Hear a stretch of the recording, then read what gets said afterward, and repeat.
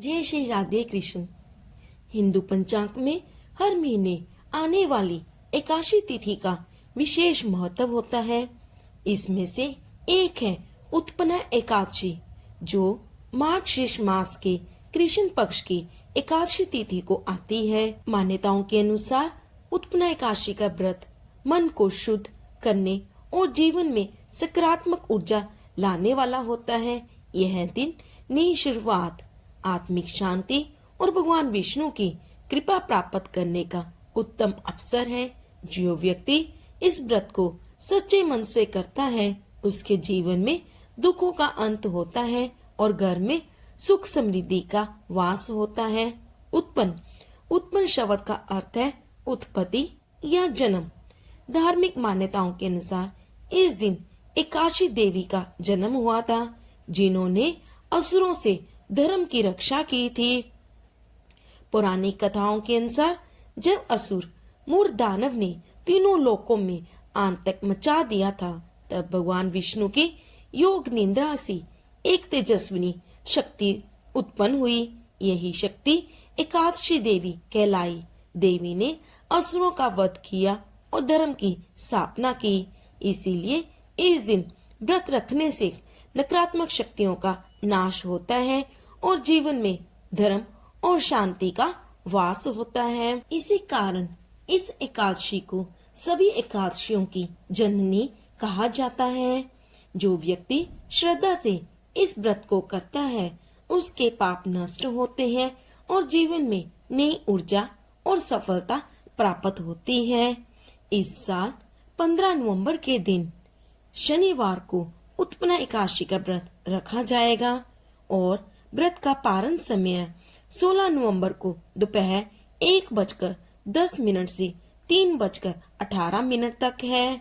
आइए अब सुनते हैं एकादशी व्रत कथा। धर्मराज युधिष्ठिर कहने लगे कि हे भगवान, मैंने कार्तिक शुक्ल एकादशी अर्थात प्रबोधनी एकादशी का सविस्तार वर्णन सुना। अब आप कृपा करके मुझे मार्गशीर्ष माह के कृष्ण पक्ष की एकादशी तिथि के बारे में भी बतलाइए। इस एकादशी का क्या नाम है तथा इसके व्रत का क्या विधान है, इसकी विधि क्या है, इसका व्रत करने से किस फल की प्राप्ति होती है। कृपया यह सब विधान पूर्वक कहिए। भगवान श्री कृष्ण बोले, मार्गशीर्ष माह के कृष्ण पक्ष में आने वाली इस एकादशी को उत्पन्ना एकादशी कहा जाता है। यह व्रत शंखों द्वार तीर्थ में स्नान करके भगवान के दर्शन करने से जो फल प्राप्त होता है, उसके बराबर पुण्य मिलता है। व्रत करने वाले भक्त को चोर, पाखंडी, पर स्त्रीगामी, निंदक, मिथ्याभाषी तथा किसी भी प्रकार के पापी से बात नहीं करनी चाहिए। इसका महत्व मैं तुमसे कहता हूँ, ध्यान पूर्वक सुनो। युधिष्ठिर कहने लगे कि हे भगवान, आपने हजारों यज्ञ और लाख गोदान को भी एकादशी व्रत के बराबर नहीं बताया, सो यह तिथि सब तिथियों से उत्तम कैसे हुई। भगवान कहने लगे, हे युधिष्ठिर, सतयुग में मूर नाम का दैत्य उत्पन्न हुआ। वह बड़ा बलवान और भयानक था। उस प्रचंड दैत्य ने इंद्र, आदित्य, वसु, वायु, अग्नि और सभी देवताओं को पराजित करके भगा दिया। तब इंद्र सहित सभी देवताओं ने भयभीत होकर भगवान शिव से सारा वृतांत कहा और बोले, हे कैलाशपति, मूर दैत्य से भयभीत होकर सब देवता मृत्यु लोक में फिर रहे हैं। तब भगवान शिव ने कहा, हे देवताओं, तीनों लोकों के स्वामी, भक्तों के दुखों का नाश करने वाले भगवान विष्णु की शरण में जाओ। वे ही तुम्हारे दुखों को दूर कर सकते हैं। शिव जी के ऐसे वचन सुनकर सभी देवता क्षीर सागर में पहुँचे।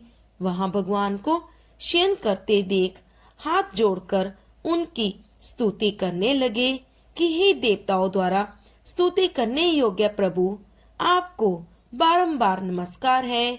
देवताओं की रक्षा करने वाले मधुसूदन, आपको नमस्कार है। आप हमारी रक्षा करें।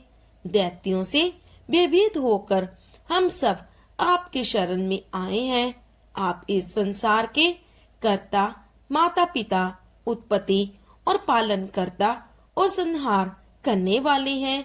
सबको शांति प्रदान करने वाले हैं। आकाश और पाताल भी आप ही हैं।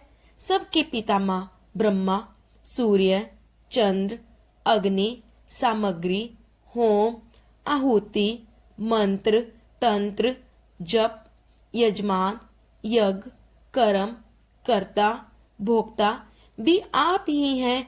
आप सर्वव्यापक हैं। आपके सिवा तीनों लोकों में चर तथा अचर कुछ भी नहीं है। हे भगवान, दैत्यों ने हमको जीतकर स्वर्ग से भ्रष्ट कर दिया है और हम सब देवता इधर उधर भागे भागे फिर रहे हैं। आप उन दैत्यों से हम सबकी रक्षा करें। इंद्र के ऐसे वचन सुनकर भगवान श्री हरि विष्णु कहने लगे कि हे इंद्र, ऐसे मायावी दैत्य कौन है जिसने सब देवताओं को जीत लिया है? उसका क्या नाम है? उसमें कितना बल है और कितने आश्चर्य में है तथा उसका स्थान कहाँ है? यह सब मुझसे कहो। भगवान के ऐसे वचन सुनकर इंद्र बोले, हे भगवान, प्राचीन समय में एक नाड़ी जंग नामक राक्षस था। उसके महाप्रक्रमी और लोक विख्यात मूर नाम का एक पुत्र हुआ। उसकी चंद्रावती नाम की नगरी है। उसी ने सब देवताओं को स्वर्ग से निकालकर वहां अपना अधिकार जमा लिया है। उसने इंद्र, अग्नि, वरुण, यम, वायु, ईश, चंद्रमा आदि सबके स्थान पर अधिकार कर लिया है। सूर्य बनकर स्वयं ही प्रकाश करता है, स्वयं ही मेघ बन बैठता है और सबसे अजय है।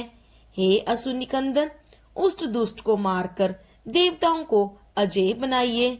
यह वचन सुनकर भगवान ने कहा, हे देवताओं, मैं शीघ्र ही उसका संहार करूंगा। तुम चंद्रावती नगरी जाओ। इस प्रकार कहकर भगवान सहित सभी देवताओं ने चंद्रावती नगरी की ओर प्रस्थान किया। उस समय जब दैत्य मूर सेना सहित युद्ध भूमि में गरज रहा था, उसकी भयानक गर्जना सुनकर सभी देवता भय के मारे चारों दिशाओं में भागने लगे। जब स्वयं भगवान रणभूमि में आए तो दैत्य उन पर भी अस्त्र शस्त्र आयुध लेकर दौड़े। भगवान ने उन्हें सर्प के समान अपने बाणों से वेंद डाला। बहुत से दैत्य मारे गए, केवल मोर बचा रहा। वह अविचल भाव से भगवान के साथ युद्ध करता रहा। भगवान जो जो भी तीक्ष्ण बाण चलाते, वह उसके लिए पुष्प सिद्ध होता। उसका शरीर छिन्न भिन्न हो गया, किंतु वह लगातार युद्ध करता रहा। दोनों के बीच मल्ल युद्ध भी हुआ। 10,000 वर्ष तक उनका युद्ध चलता रहा, किंतु मूर नहीं मरा। थक हार कर भगवान बद्रिका आश्रम चले गए। वहां हेमवती नामक सुंदर गुफा थी। उसमें विश्राम करने के लिए भगवान उसके अंदर प्रवेश कर गए। यह गुफा 12 योजन लंबी थी और उसका एक ही द्वार था। भगवान विष्णु वहां योग निद्रा की गोद में सो गए। मोर भी पीछे पीछे आ गया और भगवान को सोया देखकर मारने को उद्यत हुआ। तभी भगवान के शरीर से उज्जवल कांतिमय रूप वाली देवी प्रकट हुई। देवी ने राक्षस मूर को ललकार कर युद्ध किया और उसे तत्काल मौत के घाट उतार दिया। श्री हरि जब योग निद्रा की गोद से उठे तो सब बातों को जानकर उस देवी से कहा कि आपका जन्म एकादशी के दिन हुआ है, अतः आप उत्पन्ना एकादशी के नाम से पूजित होंगी। आपके भक्त वही होंगे जो मेरे भक्त हैं। बोले श्री हरि विष्णु भगवान की जय। उत्पन्ना एकादशी के दिन सुबह स्नान करके भगवान विष्णु और माता एकादशी की पूजा करें। पीले वस्त्र पहने और भगवान विष्णु को तुलसी, पीले फूल और फल अर्पित करें। पूरे दिन व्रत रखें। अनाज और दालों का सेवन ना करें। फलाहार कर सकते हैं। दिन भर भगवान श्री हरि विष्णु के मंत्रों का जाप करें। ओम नमो भगवते वासुदेवाय मंत्र का जाप करें। शाम को दीपक जलाकर आरती करें और भगवान से क्षमा प्रार्थना करें। अगले दिन द्वादशी को भोजन या जल ग्रहण कर व्रत खोलें। जरूरतमंदों को भोजन, वस्त्र या अन्न का दान करें। इससे पुण्य बढ़ता है। इस दिन तुलसी के पौधे की जरूर पूजा करें और दीपक जलाएं। गरीबों को अन्न, वस्त्र या कंबल का दान करें। घर में विष्णु सहस्त्र नाम का पाठ करें। किसी जरूरतमंद की मदद करने से सबसे बड़ा पुण्य है। एकादशी के दिन अनाज और दालों का सेवन वर्जित है। फलाहार या जलाहार किया जा सकता है। पीले या सफेद रंग के शुभ वस्त्र पहनने चाहिए क्योंकि ये शांति और पवित्रता के प्रतीक है। इस व्रत से व्यक्ति के जीवन में नई ऊर्जा, मानसिक शांति और भगवान श्री हरि विष्णु की कृपा प्राप्त होती है। तो ये थी एकादशी व्रत की कथा, पूजा विधि और महत्व। उम्मीद है आपको ये जानकारी उपयोगी लगे। धन्यवाद।